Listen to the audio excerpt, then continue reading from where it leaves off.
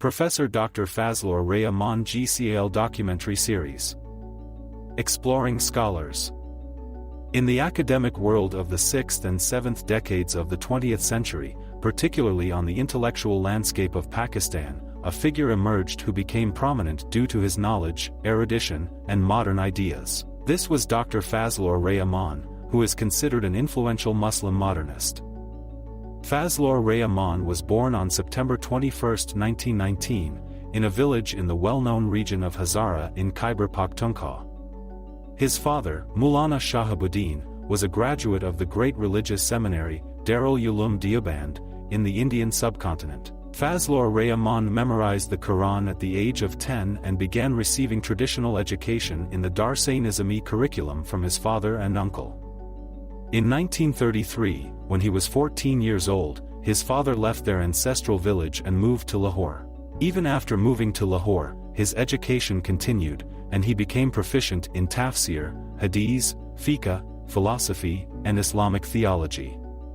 During his stay in Lahore, his thoughts and culture appeared to be influenced by the ideas of Allama Iqbal. In 1938, when he was 19 years old, he enrolled in the University of Punjab for his graduation. At that time, the University of Punjab was under British colonial rule, and the Department of Arabic Literature was directly affiliated with Oxford University. In 1940, Fazlur Rehman earned a distinction in Arabic literature, and in 1942, he completed his MA from the same institution. From 1942 to 1946, he worked as a research scholar at the Oriental College of the University of Punjab. During this time, he worked on editing some manuscripts in Arabic and Persian. It was also during this period that Dr. Fazlur Rehman learned the German language and translated a German book by Ignaz Goldzeifer into English, but this manuscript was lost in the chaos of the partition of India in 1947. Due to the upheavals of the time, Dr. Fazlur Rehman's early academic work could not be brought to light. Half a century later, the English translation of this book was published by a German publisher under the title School of Quranic Commentators. In 1946, Fazlur Rehman received a scholarship for a doctorate at Oxford University, England, where he wrote his doctoral thesis under the supervision of Professor Simon van den Berg. The thesis was a translation, critical commentary, and annotation of a part of the famous 11th century Islamic philosopher Ibn Sina's book Al-Nijat, which was later published by Oxford University Press London in 1952 under the title Avicenna's Psychology. From 1950 to 1958, Dr. Fazlur Rehman served as a professor of Persian and Islamic philosophy at Durham University in Britain. In the same year, he joined McGill University in Canada as an associate professor of Islamic studies at the invitation of the renowned Canadian Orientalist Wilfred Cantwell Smith. He served there for 3 years. At McGill University, not only did he impress many scholars and students with his intelligence and academic depth, but the university's environment also influenced him, leading him to focus on contemporary Islam rather than classical Islam. This was also the time when Dr. Fazlur Rehman, in Canada, influenced prominent scholars of the time, including Wilfred Smith, Syed Naqib al-Attaz, Toshihiko Izutsu, Charles Adams, and Ismail al-Faruqi, with his depth of knowledge and critical principles. He also played a key role in the development of McGill University's Islamic Studies department, which, due to his and Wilfred Smith's unparalleled efforts, has gained worldwide fame. The library of the Islamic Studies department, which is now globally renowned for its collection of 150,000 volumes, is also a result of the unmatched efforts of Wilfred Smith and Dr. Fazlur Rehman. In 1958, Field Marshal Ayub Khan took control of power in Pakistan, and it appeared that Ayub Khan believed that political and legal reforms were essential to make Pakistan a modern state. He believed that the only way to rediscover Pakistan's true national spirit was to make it a state that upheld Islamic concepts and ideas while being in harmony with the demands of the modern world. Therefore, he established the Central Institute of Islamic Research, with the objective of presenting Islam in a rational and liberal manner, emphasizing Islamic principles such as universal brotherhood, tolerance, and social justice, so that the dynamic role of Islam in the intellectual and scientific progress of the modern world could be highlighted. The aim was to promote research on Islam's contributions to science, culture, and intellectual thought, and to expand research in Islamic history, philosophy, law, and jurisprudence. To achieve these grand objectives, Ayub Khan chose Dr. Fazlur Rehman. At Ayub Khan's invitation, Dr. Fazlur Rehman came to Pakistan and initially joined the Institute of Islamic Research as a part-time lecturer. In August 1962, he joined as a professor and head of the institute. In addition, he was also entrusted with the responsibility of being a member of the Islamic Advisory Council, which was later renamed the Islamic Ideology Council. In both institutions, his responsibility was to provide guidance to the nation and the state on religious and political matters and to offer policy suggestions to the government. It is clear that preparing policy suggestions requires deep analysis of the issues at hand. As a result of this activity, he became acquainted with the complex intellectual and political problems of Pakistani society and had to face some bitter realities on the social and political level. During this time, he had the opportunity to closely observe government affairs and study the intrigues of power in depth, while also facing intense opposition from the powerful religious and political circles of the country. The circumstances between August 1962 and September 1968 had a profound impact on Dr. Fazlur Rehman's life, and this period proved to be a tumultuous time for him. On one hand, there was Ayub Khan's authoritarian rule, and on the other, the anti-government activities of political and religious parties. It seems that Dr. Fazlur Rehman's intellectual and reformist efforts became entangled in the labyrinth of politics and power.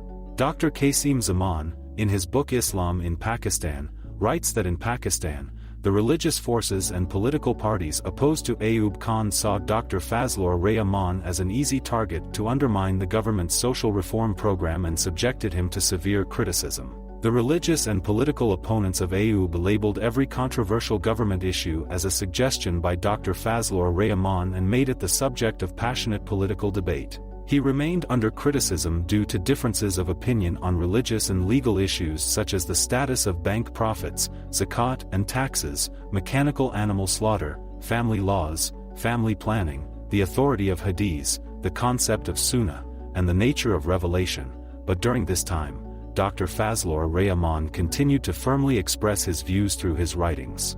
According to Dr. Qasim Zaman, the disagreement with Dr. Fazlur Rehman was not only due to some of his scholarly positions but also because of certain state actions taken during Ayub's era with which Dr. Fazlur Rehman had no direct connection.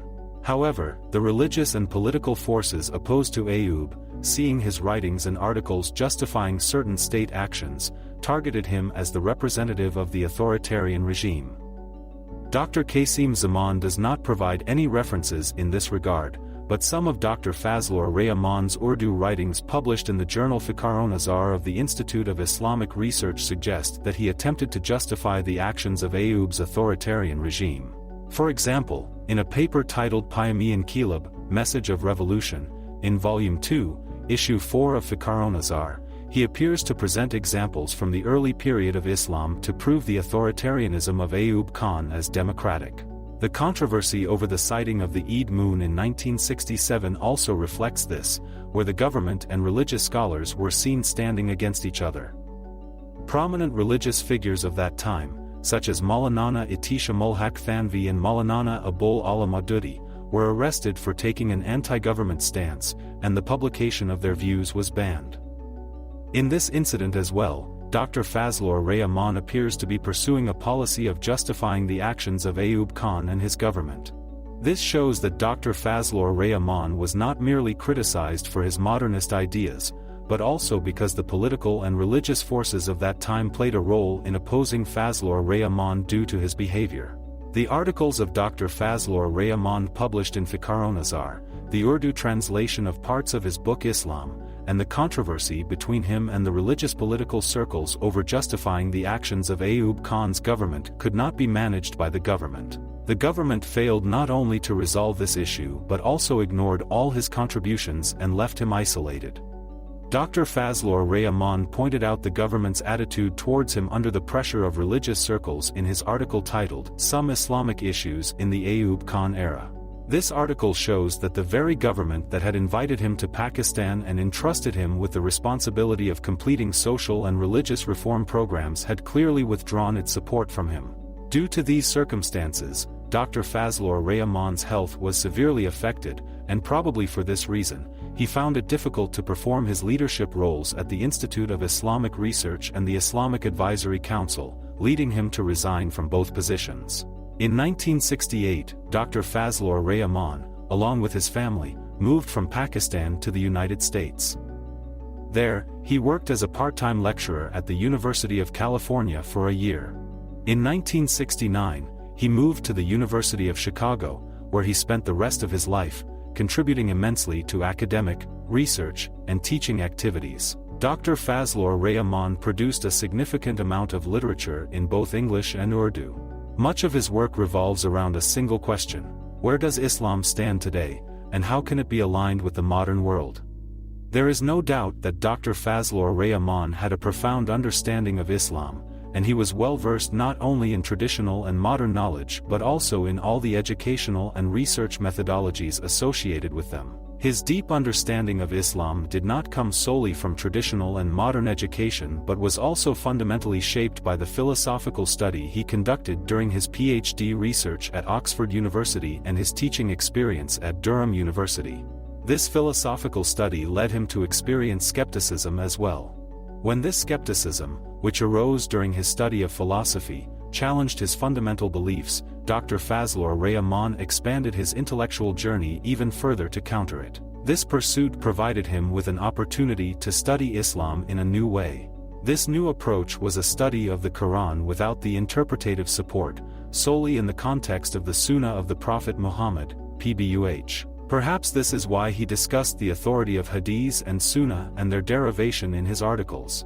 Dr. Fazlur Rehman believed that Muslims had made mistakes in understanding the Quran, and he thought it was impossible for the Quran not to guide toward reform and progress in the modern age. Fazlur Rehman felt the need to discover the original message of Islam and those universal principles that are not tied to any particular era but have the capacity to guide every age. This is why he began to study Islam within historical and contextual frameworks, scrutinizing it carefully to understand what had restricted the original message of Islam in Muslim societies and why it had become confined to temporary needs.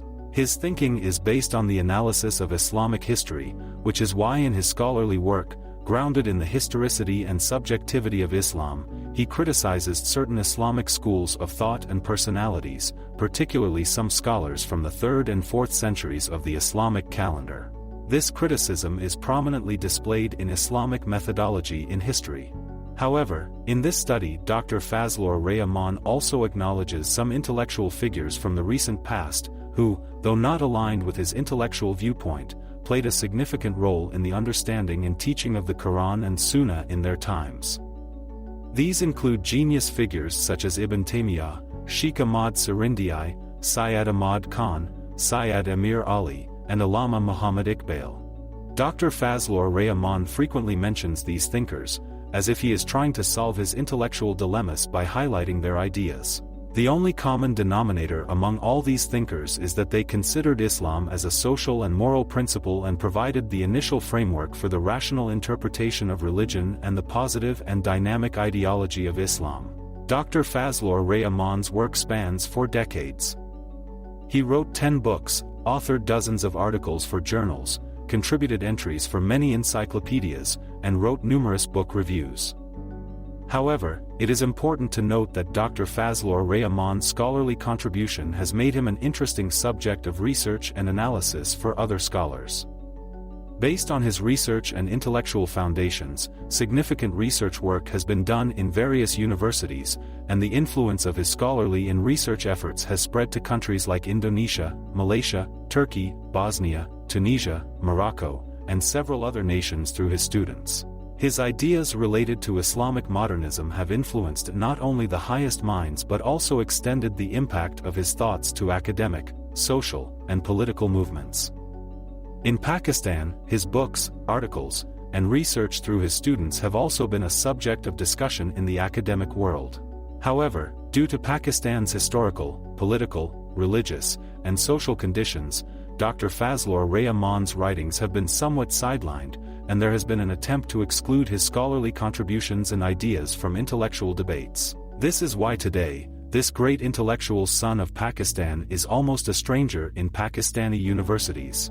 Except for a few, most students studying in Pakistani universities are unfamiliar with his name.